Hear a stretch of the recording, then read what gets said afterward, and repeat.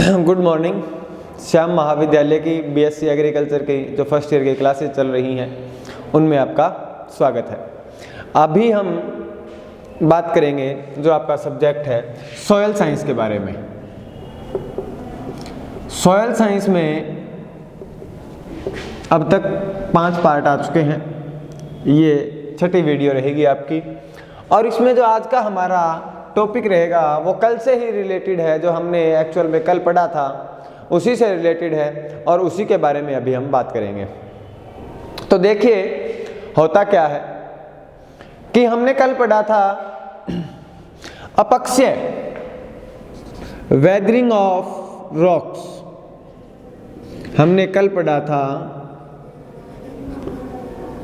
Weathering of rocks या चट्टानों का अपक्षय। ये टॉपिक कल हमने स्टार्ट किया था और इसके बारे में कुछ जो बेसिक जानकारियां थी वो ली थी और इसके बारे में हमने इसके जो अलग अलग कारक इसको प्रभावित करते हैं, चाहे वो रासायनिक है, चाहे वो भौतिक है, चाहे वह कार्बनिक है, इन तीनों के बारे में हमने अलग अलग प्रकार से इनका वर्गीकरण देखा था। अभी हम जो बात करेंगे उन तीनों प्रकार को, जो आगे डिटेल में उनके भाग थे, जो कल एक सारणी बनवाई थी, एक उनको टेबल बनवाई थी, उसी के अकॉर्डिंग हम आगे भी बात करेंगे। कल हमने देखा था कि अपक्षय को 3 भागों में विभाजित किया था। कौन कौन से थे वो भाग? 3। पहला था भौतिक या यांत्रिक, भौतिक या यांत्रिक। दूसरा था रासायनिक और तीसरा भाग था कार्बनिक।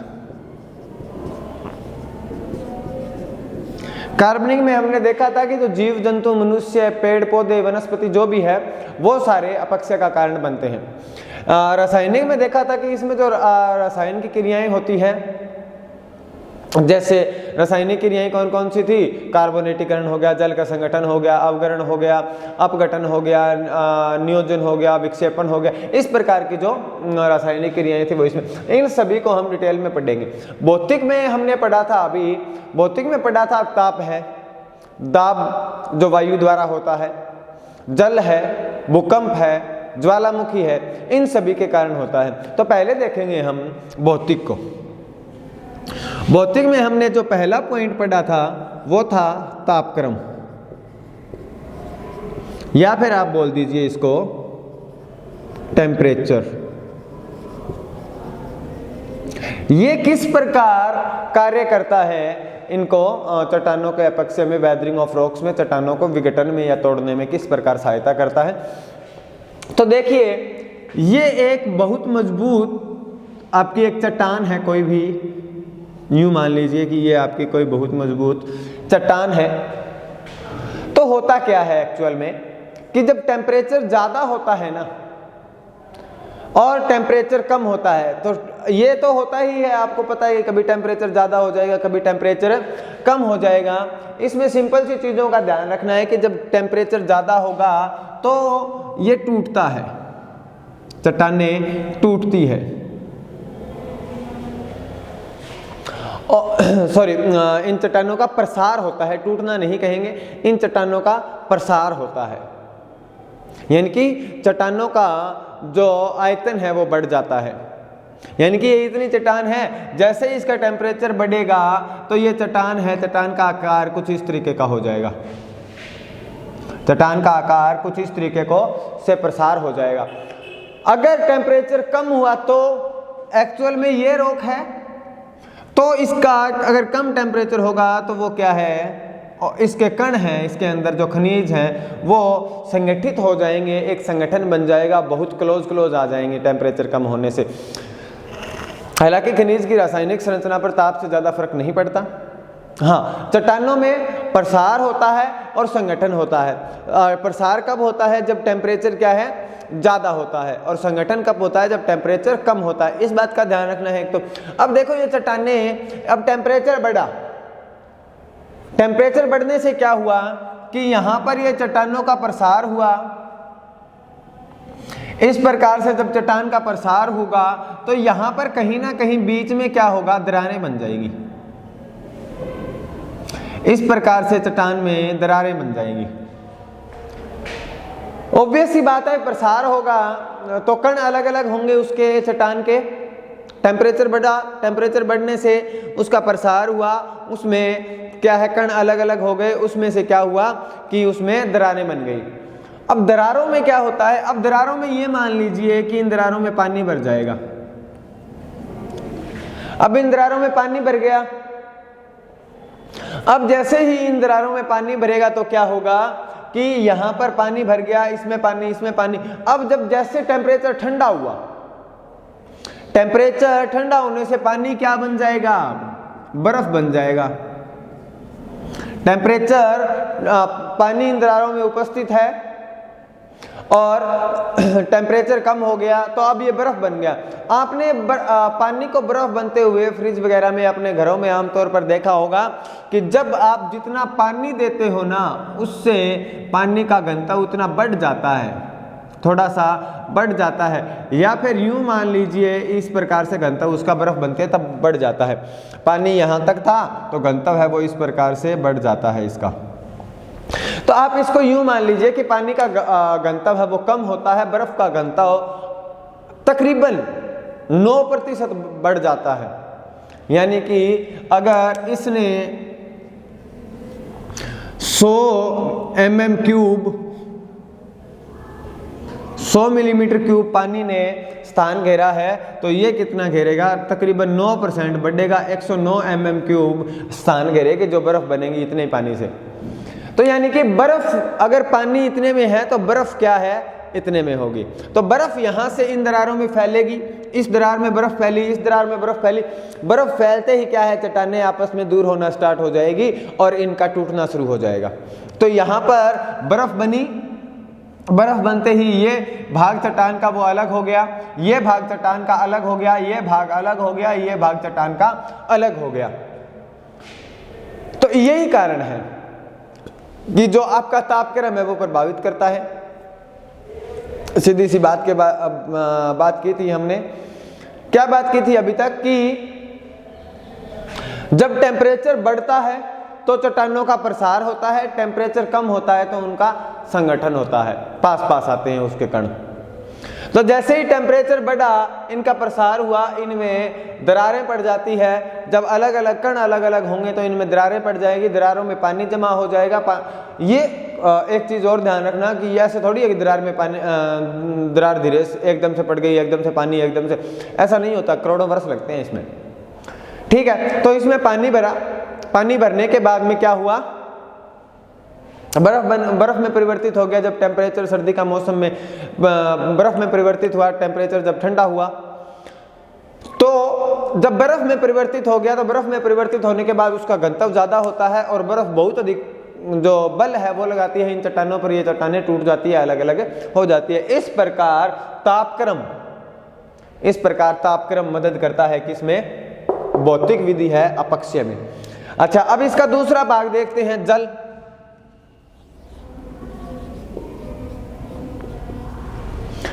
जल क्या है, जल की बहुत सी भाग हैं जो अलग अलग प्रकार से इसको क्या है, चट्टानों का वेदरिंग करते हैं। बहुत से भाग कैसे हैं कि जल अलग अलग प्रकार से अलग अलग जगह पर पाया जाता है, उसी के प्रकार उसको वर्गीकृत कर लिया गया है। जल को आगे हम और भागों में विभाजित करते हैं। जैसे हम देखेंगे अभी कि पहला आता है बहता हुआ जल। पहला आता है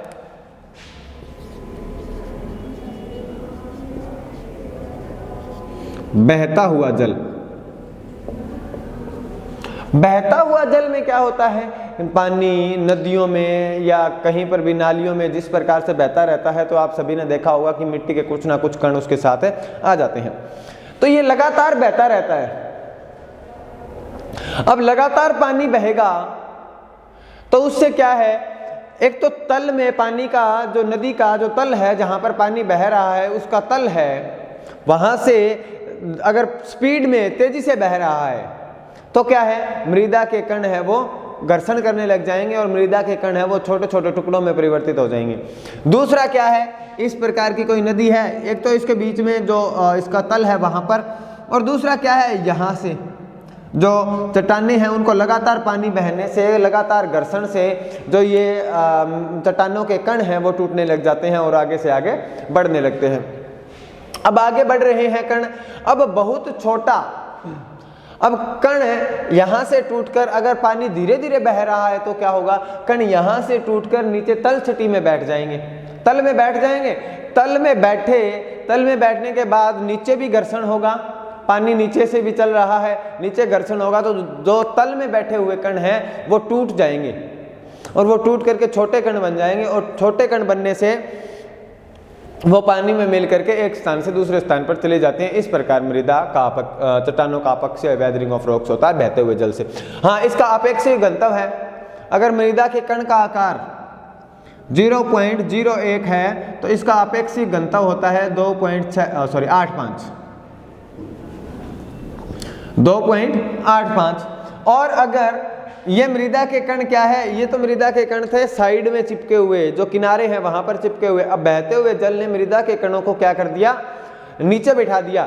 नीचे बैठाने के बाद जल जैसे बहता रहता है, जल जैसे ही बहता रहता है उसके कण हैं वो बल लगने की वजह से, दाब लगने की वजह से छोटे हो जाते हैं, उनका आकार लगभग हो जाता है। अगर उनका आकार 0.001 हो जाता है तो उनका अपेक्षीय गंतव्य भी 1.002 के लगभग हो जाता है, तो इनका अपेक्षित गंतव्य भी घट जाता है। अपेक्षित गंतव्य घटने का मतलब यही है कि जो चट्टान है, चट्टान के अंदर जो कण है उनका आकार है वो छोटा हो गया है। तो इन्हीं बातों का बहते हुए जल का ये प्रभाव है। दूसरा आता है आपका जमा हुआ जल। जमा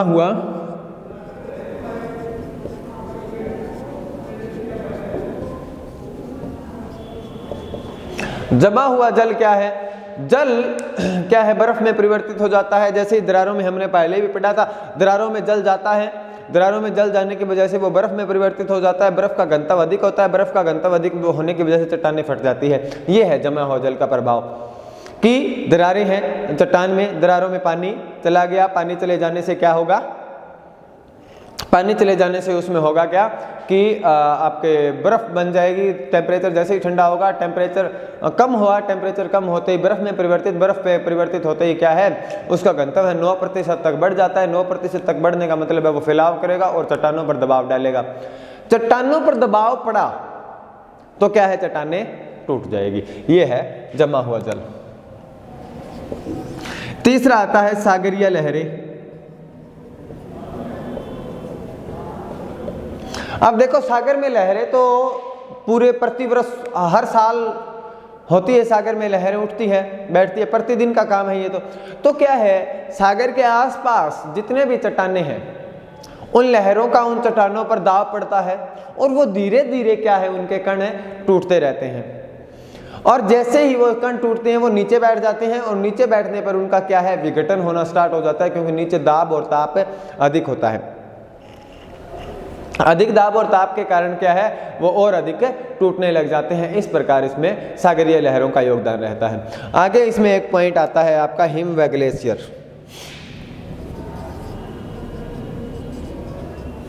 हिम व ग्लेशियर। ग्लेशियर किसको कहते हैं, आइस एंड ग्लेशियर्स इसको इंग्लिश में बोलें। हाँ, ग्लेशियर किसको बोलते हैं कि बहुत बड़ा बर्फ की जो चट्टान है उसको ग्लेशियर बोलेंगे। बहुत बड़ी बर्फ की चट्टान को ग्लेशियर्स बोलते हैं। अब ये ग्लेशियर क्या काम करते हैं भाई, ग्लेशियर का क्या काम होता है, एक तो उनका आकार बहुत बड़ा है, हजारों सैकड़ों हजारों मीटर तक होता है, मीटर व्यास होता है इनका, इतना बहुत बड़े हो गए। अगर ये मान लीजिए कि 900 मीटर व्यास है तो बहुत हो जाएगा ना, 1 किलोमीटर तो उनका व्यास ही हो गया। बहुत बड़े ग्लेशियर जो बर्फ की चट्टान होती है उसको हम ग्लेशियर्स बोलते हैं। ये बहुत धीरे धीरे चलते हैं आगे। अब धीरे धीरे चले, अब कोई चट्टान इनके सामने आएगी, धीरे धीरे चलते हैं, इतना बड़ा है, बल लगाएंगे, इतना बड़े का जब बल लगेगा तब चट्टानें तो टूट जाएगी। अब चट्टानें टूट गई तो अपक्षय हो गया और इनका विघटन हो जाता है। दूसरी चीज इसमें क्या रहती है कि ये धीरे चलते हैं और जब ये तालाब, नदी, झील, सागर, समुद्र किसी में गिर जाते हैं तो बहुत बड़ी बड़ी लहरें उठती हैं और पानी तेजी से गमन करने लगता है। जब लहरें उठती है, ये गिरते हैं, ये पानी में चलते हैं, तब क्या होगा कि इनका जो आपस में किनारों पर जो घर्षण है वो बढ़ जाएगा। किनारों पर घर्षण बढ़ने से क्या है, चट्टानों का अपक्षय भी बढ़ जाता है। ठीक है, इस बात का ध्यान रखेंगे। इसमें पांचवा आता है कोहरा।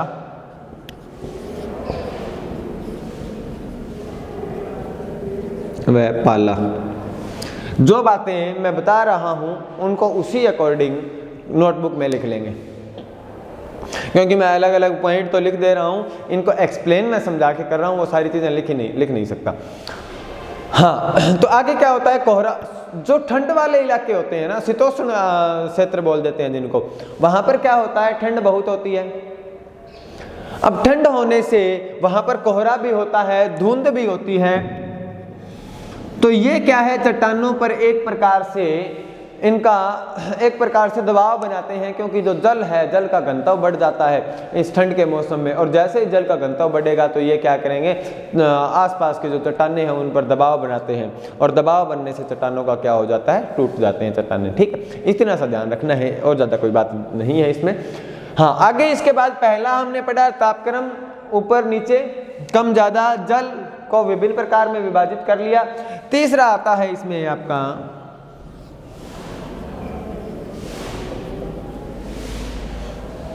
वायु।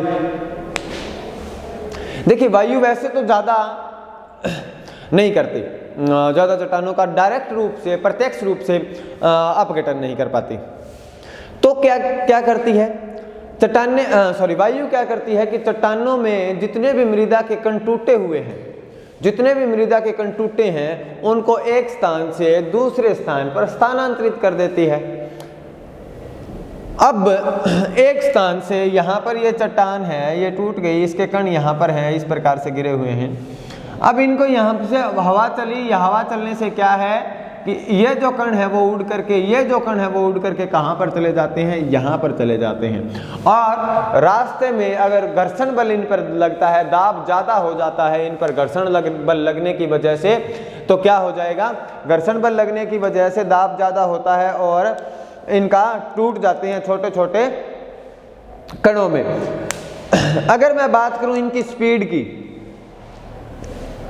वायु की स्पीड अगर 5 मीटर पर सेकंड है, वायु की स्पीड अगर 5 मीटर पर सेकंड है या 10 मीटर पर सेकंड है, तो क्या होगा, 5 मीटर पर सेकंड की स्पीड से वायु 0.25 mm व्यास के जो कण होते हैं, 0.25 mm के जो कण हैं उनको स्थानांतरित कर सकती है। और अगर 10 मीटर पर सेकंड है तो 1 mm के कणों को स्थानांतरित कर सकती है वायु।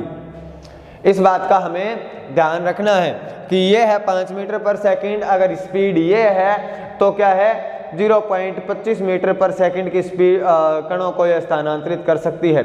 और दूसरा 10 मीटर पर सेकंड है तो 1 mm के जो कण हैं उनको स्थानांतरित कर सकती है। इसमें देखते हैं कि 60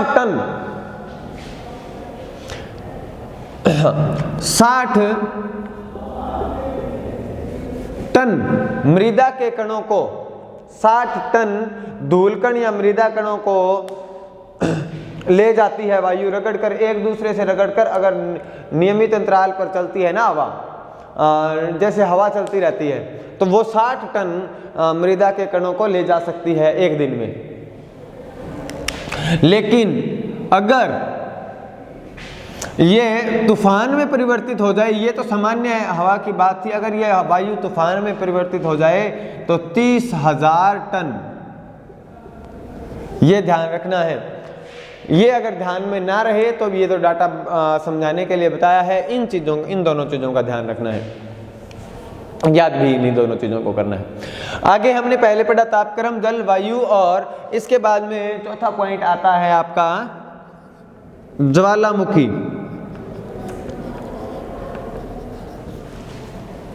ज्वालामुखी में देखो क्या होता है, वोल्केनिक इरप्शन बोल दिया। अब जैसे ही ज्वालामुखी फटा, ज्वालामुखी फटने से लावा होता है ज्वालामुखी में, तो ज्वालामुखी में लावा होता है वो क्या आ गया आपका बाहर की तरफ आते ही वो लावा ठंडा हो जाता है। एक साइड में राख जैसी परतें बन जाती है, जैसे राख की परतें बनती है वैसे परतें बन जाती है। उसके बाद में क्या होता है कि ये राख की परतें हैं वो धीरे धीरे टूटने लग जाती है। ये राख है, ये वोल्केनिक इरप्शन हुआ, इस प्रकार से इसकी राख की परतें बन जाती हैं।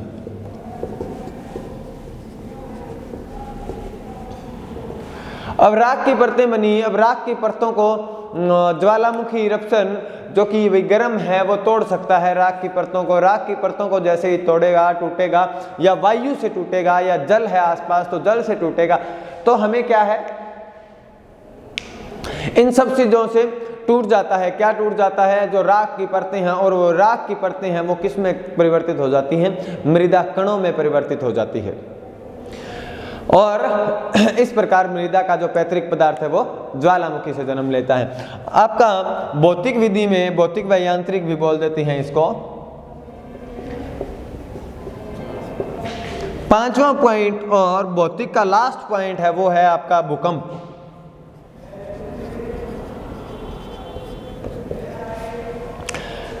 देखो भूपटल में भूकंप आता है, या नीचे मैग्मा गर्म होता है, या फिर जो मेंटल है उसमें लिक्विड अवस्था में है, वो तरल अवस्था में है, वो तरल है वो एक स्थान से दूसरे स्थान पर जब मूव करते हैं ना, ऐसे जैसे यूं मान लीजिए कि कोई गोल बर्तन है, उसमें आपने द्रव को हिला दिया, द्रव को हिलाएंगे जिस साइड द्रव ज्यादा जाएगा उसी साइड वो है मूव करने लग जाएगा। उसी प्रकार अर्थ का है, अर्थ के अंदर जो द्रव है वो जिस साइड मूव करेगा उसी प्रकार उसमें भूकंप आ जाता है। भूकंप आने का मतलब है कि जो भूपटल है वो हिलना स्टार्ट कर जाती है। भूपटल हिलना स्टार्ट करेगी तो क्या होगा? अब भूपटल ऊपर से हिलना स्टार्ट करेगी तो बहुत ज्यादा वाइब्रेशन पैदा होगा।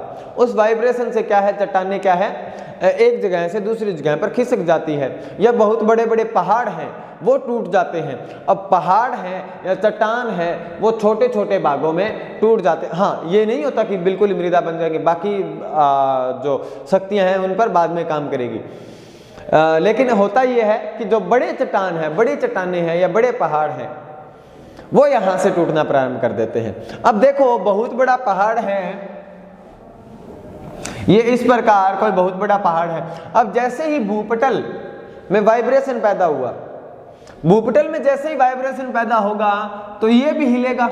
हिलने से क्या है, जहां पर थोड़ी सी भी दरार है या थोड़ा सा भी पहले से ये मजबूत नहीं है, थोड़ा सा पहले से कमजोर है, उसका फायदा हर कोई उठाता है।